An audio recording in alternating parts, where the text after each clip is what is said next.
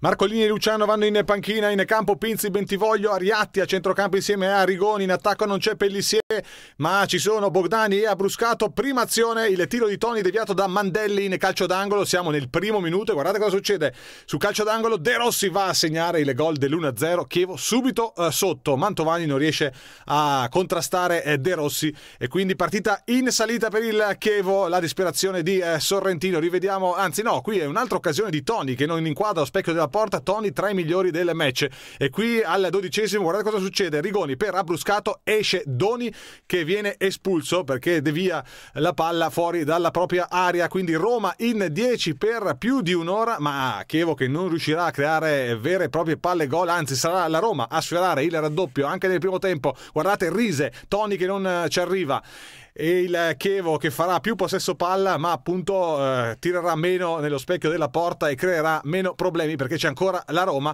Guardate qui cosa si mangia la squadra di Ranieri nel primo tempo, poi di testa ancora Luca Toni e qui Sorrentino non può nulla. Qui siamo nella ripresa, guardate Toni se ne va via, calcio di rigore nettissimo, Mandelli che va a fermare in maniera irregolare Luca Toni dal primo minuto in questa occasione, ma Sorrentino è bravissimo a respingere il tiro di Pizarro è andato alla conclusione e Sorrentino ha risposto davvero campione. Però qui Cassetti va a sfiorare il gol del 2-0, come vedete è sempre la Roma che prova a sorprendere la difesa del Chievo, una difesa non impeccabile, a dire il vero anche l'attacco non ha fatto grandissime cose. Applausi per Toni sostituito da Battista, una conclusione di Bentivoglio su punizione, forse non troppo convinto Simone che comunque ha giocato una discreta partita. Termina qui, vince ancora la Roma e il Chievo subisce la terza sconfitta di fila. Domenica prossima arriverà la Juventus al Bentegodi.